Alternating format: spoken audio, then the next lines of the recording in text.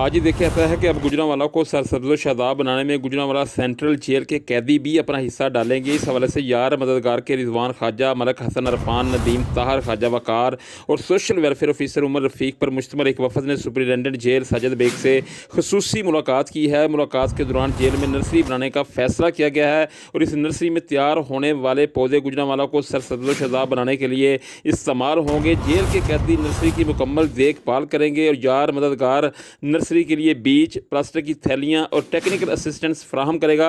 और ये नर्सरी यार मददगार और जेल का मुश्तरका प्रोजेक्ट होगी जिसमें 1 लाख मुकामी सायादार और फलदार पौधे तैयार किए जाएंगे। 2 से 3 दिन बाद यार मददगार और जेल इंतज़ामिया के माबैन MOU भी साइन होगा और उसी दिन नर्सरी पर काम का आगाज़ हो जाएगा ताकि मानसून सीज़न से फ़ायदा लिया जा सके।